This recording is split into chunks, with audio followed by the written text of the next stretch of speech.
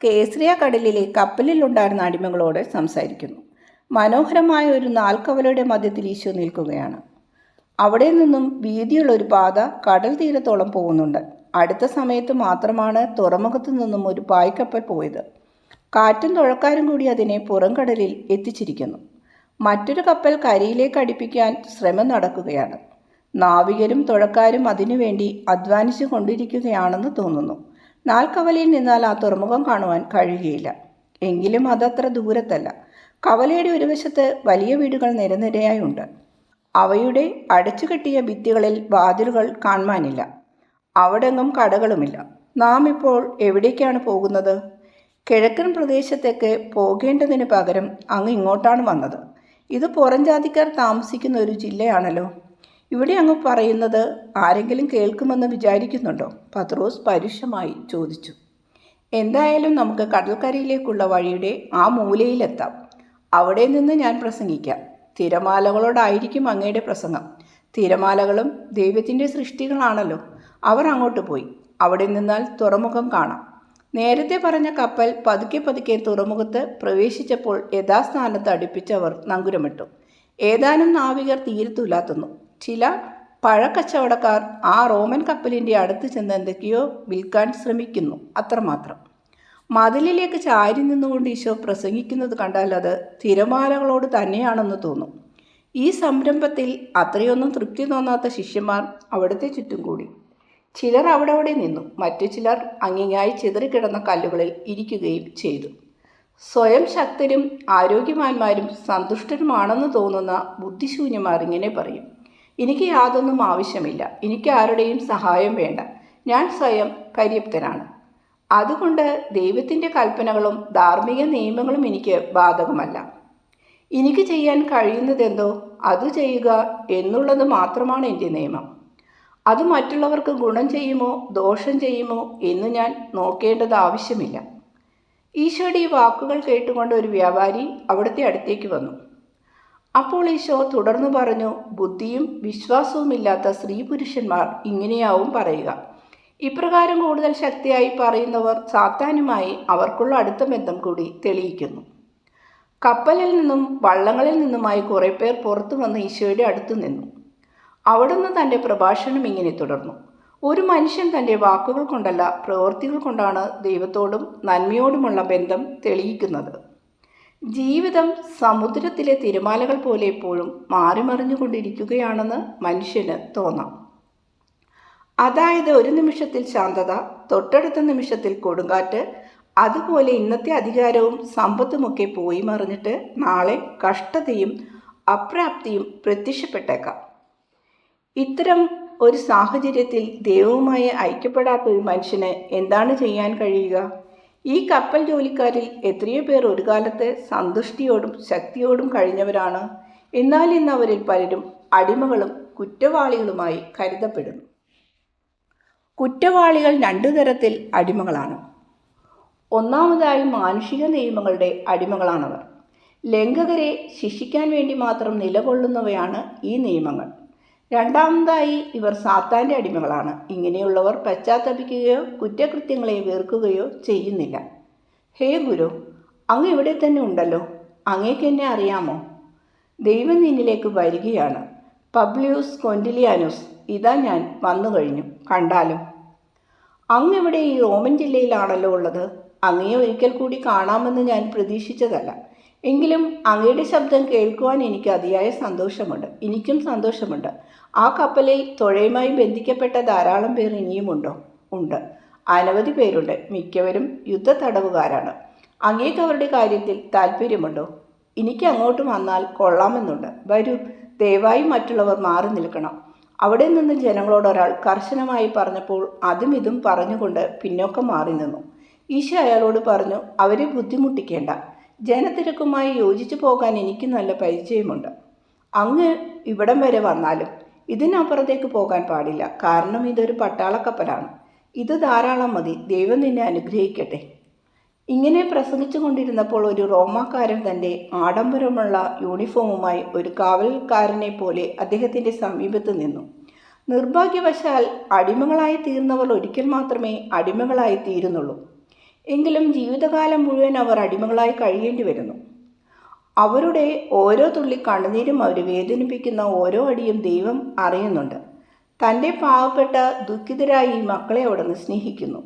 ഇവിടെ നിങ്ങൾ അനുഭവിക്കുന്ന ഈ വേദനയ്ക്ക് പകരമായി അവർക്ക് അവിടുന്ന് സന്തോഷം പ്രദാനം ചെയ്യും. കപ്പലിൻ്റെ കൈവരികൾക്കിടയിലൂടെ ഈശോയെ നോക്കിക്കൊണ്ട് അവിടുന്ന് പറയുന്നത് ജീവനക്കാർ ശ്രദ്ധിച്ചു. ആ കൂട്ടത്തിൽ അടിമകളൊന്നും ഉണ്ടായിരുന്നില്ല. എന്നാൽ ഈശോയുടെ ശക്തിയുള്ള വചനങ്ങൾ അവരുടെ പക്കൽ എത്തിയിരുന്നു. ഒരു പട്ടാളക്കാരൻ വന്ന് പബ്ലിയൂസ് കൊന്റിലിയാനുസിനെ വിളിച്ചു കൊണ്ടുപോയി. ദൈവത്താൽ സ്നേഹിക്കപ്പെടുന്ന ഈ അടിമകളോട് ഒരു കാര്യം പറയാൻ ഞാൻ ആഗ്രഹിക്കുന്നു. അവരുടെ നിർഭാഗ്യം അവസാനിക്കാൻ പോകുകയാണ്. അവരുടെ ഈ വേദന ഒരു അഗ്നിജ്വാലയായി വളർന്ന് ഈ ബന്ധനത്തിൽ നിന്ന് അവരെ മോചിപ്പിക്കും. ജീവിതത്തിൻ്റെ ഈ ബന്ധനത്തിൽ നിന്ന് അവർ മോചിതരാവും. ദൈവത്തിൽ ചെന്നു ചേരുക എന്നതായിരിക്കും അവരുടെ അന്ത്യാഭിലാഷം. അന്ധകാരത്തിൻ്റെയും കൊടുങ്കാറ്റിൻ്റെയും ഭയത്തിൻ്റെയും വേദനയുടെയും കഷ്ടപ്പാടുകൾ നിറഞ്ഞ ഈ ദിനത്തിൽ നിന്ന് അവർ പ്രകാശത്തിൻ്റെയും പ്രശാന്തതയുടെയും സന്തോഷത്തിൻ്റേതുമായ ഒരു ദൈവിക ദിനത്തിലേക്ക് പ്രവേശിക്കും. ഈ കഷ്ടതകളിലും നല്ലവരായിരിക്കുകയും ദൈവത്തെ സ്നേഹിക്കുകയും ചെയ്യുന്ന അല്ലയോ രക്തസാക്ഷികളെ, നിങ്ങൾ മഹത്തായ സമാധാനത്തിലേക്കും പറുദീസയുടെ അനന്തമായ സ്വാതന്ത്ര്യത്തിലേക്കും പ്രവേശിക്കും. പബ്ലിയോസ് കൊന്റിലിയാനുസ് വേറെ ചില പടയാളികളോടൊപ്പം തിരിച്ചെത്തി. അതിനു പിന്നാലെ ഒരു മഞ്ചലുമായി ഏതാനും അടിമകൾ എത്തി. പടയാളികൾ അത് ഒരുക്കി നിർത്തി. ഈശോ പ്രഭാഷണം തുടർന്നു. ദൈവം ആരാണ്? ഇത് അറിഞ്ഞുകൂടാത്ത പുറംജാതികളോടാണ് ഞാൻ സംസാരിക്കുന്നത്. ദൈവം ആരാണെന്ന് അറിഞ്ഞുകൂടാതെ മനുഷ്യ മക്കളോടാണ് ഞാൻ സംസാരിക്കുന്നത്. നിങ്ങളുടെ കാടുകളിൽ നിങ്ങൾക്ക് കപട ദൈവങ്ങളുണ്ടാകാം. ഏതൊരു മനുഷ്യാത്മാവും സ്വാഭാവികമായി ദൈവത്തെ ആരാധിക്കാൻ ആഗ്രഹിക്കുന്നുണ്ടാവും. എന്തുകൊണ്ടെന്നാൽ അതിന് സ്വർഗത്തെപ്പറ്റി ഓർമ്മയുണ്ടാവും. എന്നാൽ നിങ്ങൾക്ക് സത്യദൈവത്തെ കണ്ടെത്താൻ കഴിയുകയില്ല. ആ ദൈവമാണ് നിങ്ങളുടെ ശരീരത്തിൽ ഒരു ആത്മാവിനെ നിക്ഷേപിച്ചത്. ഇസ്രയേൽക്കാരായ ഞങ്ങളുടെ ആത്മാവിന് തുല്യമായ ആത്മാവാണ് നിങ്ങളുടേത്. നിങ്ങളെ കീഴ്പ്പെടുത്തി വച്ചിരിക്കുന്ന റോമാക്കാരുടെ ആത്മാവിന് തുല്യമാണ് നിങ്ങളുടെ ആത്മാവ്. സത്യദൈവത്തോട് വിശ്വസ്തത പുലർത്തുന്ന നല്ല ആത്മാക്കൾക്കുള്ള അതേ കടമകളും അവകാശങ്ങളും നിങ്ങളുടെ ആത്മാക്കൾക്കുമുണ്ട്. അത്ര തന്നെ വിശ്വസ്തത നിങ്ങൾ ദൈവത്തോട് പുലർത്തണം. ഇന്നേ വരെ നിങ്ങൾ ആരാധിച്ച ദൈവത്തെ അഥവാ ദൈവങ്ങളെ പറ്റി നിങ്ങൾ നിങ്ങളുടെ അമ്മയിൽ നിന്നാവും പഠിച്ചത്. എന്നാൽ ആ ദൈവം നിങ്ങളെ ഈ കഷ്ടതയിൽ നിന്നും ഇതേവരെ വിടുവിച്ചില്ല.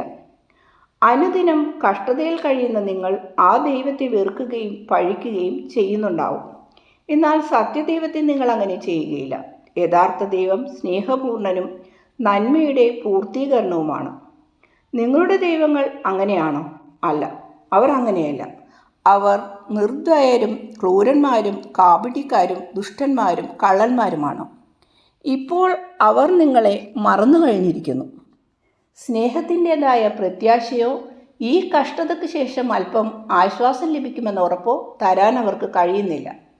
കാരണം നിങ്ങളുടെ ദൈവങ്ങൾ നിലനിൽക്കുന്നില്ല. സ്നേഹവാനും നന്മയുടെ മൂർത്തീകരണവുമായ സത്യദൈവത്തിന് ഇതെല്ലാം ഉറപ്പു തരാൻ കഴിയും.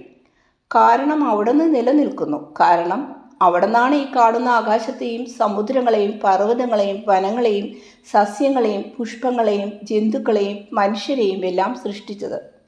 കാരുണ്യവാനും സ്നേഹവാനുമായ അവിടുന്നാണ് ഈ ലോകത്തിലെ പാവപ്പെട്ടവരോട് കാരുണ്യവും സ്നേഹവും കാണിക്കുവാൻ പോരാളികളെ പ്രേരിപ്പിക്കുന്നത്. അല്ലയോ പ്രബലന്മാരായ മുതലാളിമാരെ, നിങ്ങളെല്ലാം ദൈവത്തിൻ്റെ മക്കളാണെന്ന കാര്യം ഓർക്കുക. നിർഭാഗ്യവശാൽ നിങ്ങളുടെ അടിമകളായി തീർന്നിരിക്കുന്നവരോട് നിങ്ങൾ ക്രൂരമായി പെരുമാറരുത്. അവരോട് നിങ്ങൾ മനുഷ്യത്വത്തോടെ പെരുമാറുക. മനുഷ്യൻ പലതവണ പാപം ചെയ്യുന്നു. രഹസ്യമായിട്ടെങ്കിലും പാപം ചെയ്യാത്ത ഒരുത്തൻ പോലുമില്ല. എന്നാൽ നിങ്ങളുടെ തെറ്റുകൾക്ക് നിങ്ങൾ ശിക്ഷിക്കപ്പെട്ടിട്ടുണ്ടാവില്ല. അതിനാൽ നിർഭാഗ്യവാന്മാരായ നിങ്ങളുടെ സഹോദരന്മാരോട് നിങ്ങൾ കാരുണ്യം കാണിക്കണം. മനുഷ്യനീതി സംശയാസ്പദമായ രീതിയിലാണ് നിർണയിക്കുന്നത്. ദൈവനീതിയും അതുപോലെ ആയിരുന്നുവെങ്കിൽ എത്ര ഭയങ്കരമായിരുന്നേനെ. പാപികളാണെന്ന് പുറമേ തിരിച്ചറിയാൻ കഴിയാത്ത പാപികളുണ്ട്. അതേസമയം പാപികളായി കരുതപ്പെടുന്ന പരിശുദ്ധന്മാരുമുണ്ട്. എന്തുകൊണ്ടാണ് ഇങ്ങനെ സംഭവിക്കുന്നതെന്ന് ചോദിക്കരുത്. സഹോദരന്മാരെ ദ്വേഷിക്കുന്ന നീതികെട്ട മനുഷ്യരോടുള്ള കടുത്തൊരു ചോദ്യമായിരിക്കും അത്. ചില മനുഷ്യർ യഥാർത്ഥത്തിൽ പാപികളാണ്. എന്നാൽ പാപത്തെ ലഘുവായി കാണുന്ന സാഹചര്യങ്ങളുടെ സമ്മർദ്ദം മൂലം കുറ്റകൃത്യങ്ങൾ ചെയ്യാൻ അവർ പ്രേരിതരായിരുന്നു. അതിനാൽ ഈ കപ്പലിൻ്റെ ചുമതല വഹിക്കുന്ന നിങ്ങൾ കൂടുതൽ മനുഷ്യസ്നേഹമുള്ളവരായി തീരുവിൻ. മനുഷ്യനീതിക്കുപരിയായി ദൈവനീതി എന്ന് ഒന്നുണ്ടെന്ന് നിങ്ങൾ ഓർക്കുവിൻ. രാജാക്കന്മാരെയും അടിമകളെയും പാറകളെയും മണൽത്തരികളെയും സൃഷ്ടിച്ച സത്യദൈവത്തിൻ്റെ നീതിയാണത്. അവിടുന്ന് ഈ തുഴക്കാരെയും ജീവനക്കാരുടെ മേൽനോട്ടക്കാരെയും ശ്രദ്ധിക്കുന്നുണ്ട്. കാരണം കൂടാതെ ക്രൂരത കാണിക്കുന്ന പക്ഷം നിങ്ങളും പീഡിപ്പിക്കപ്പെടും. സത്യദൈവത്തിൻ്റെ മിശിഹായും യേശുക്രിസ്തുവുമായ ഞാൻ ദൃഢസ്വരത്തിൽ പറയുന്നു, അവിടുന്ന് നിങ്ങളെ മരണാനന്തരം നിത്യമായ ഒരു കപ്പലിൽ ബന്ധിക്കും. രക്തദാഹികളായ ദുർഭൂതങ്ങൾ നിങ്ങളെ ചാട്ടവാർ കൊണ്ടടിക്കും. നിങ്ങൾ ചെയ്തിട്ടുള്ള പ്രകാരം നിങ്ങളും പീഡിപ്പിക്കപ്പെടും. മാനുഷിക നിയമപ്രകാരവും കുറ്റവാളി ശിക്ഷിക്കപ്പെടേണ്ടതുണ്ട്. അതനുസരിച്ചായാലും നിങ്ങൾ പരിധികൾ മറികടക്കാൻ പാടില്ലായിരുന്നു. ഒരു കാര്യം ഓർക്കണം, ഇന്ന് അതിശക്തനായവൻ നാളെ ദയനീയ സ്ഥിതിയിലാവും. ദൈവം മാത്രമാണ് നിത്യനായുള്ളവൻ. നിങ്ങളുടെ മാനസാന്തരമാണ് ഞാൻ ആഗ്രഹിക്കുന്നത്. സർവോപരി ബന്ധനങ്ങളിൽ നിന്നും ഞാൻ നിങ്ങളെ മോചിപ്പിക്കും. സ്വാതന്ത്ര്യം തിരികെ തന്ന് നിങ്ങളെ ഞാൻ സ്വദേശത്ത് കയക്കും. എന്നാൽ അടിമകളായ സഹോദരന്മാരെ, നിങ്ങൾക്ക് എൻ്റെ മുഖം കാണാൻ കഴിയുകയില്ല. മുറിവേറ്റു നീറുന്ന സ്വന്തം ഹൃദയങ്ങൾ മാത്രമാണ് നിങ്ങൾ കാണുന്നതെന്ന് എനിക്കറിയാം. അടിമകളായ നിങ്ങൾക്ക് ലോകത്തിൻ്റെ സ്വാതന്ത്ര്യവും പിതൃഗ്രഹവുമില്ല. ഞാൻ തരുന്നത് അതിലും മഹത്വമുള്ള ഒരു സ്വാതന്ത്ര്യവും പിതൃഗ്രഹവും നിങ്ങൾക്ക് ഞാൻ തരും. നിങ്ങൾക്ക് വേണ്ടി ഞാനൊരു തടവുകാരനായി തീർന്നിരിക്കുകയാണ്. ഞാനും എൻ്റെ പിതൃഗ്രഹത്തിൽ നിന്നും അകലെയാണ്. എന്നെ പണയമായി നൽകി നിങ്ങളെ ഞാൻ മോചിപ്പിക്കാം. എന്തെന്നാൽ മറ്റുള്ളവർ കരുതും പോലെ നിങ്ങൾ ലോകത്തിൻ്റെ അപമാനമല്ല.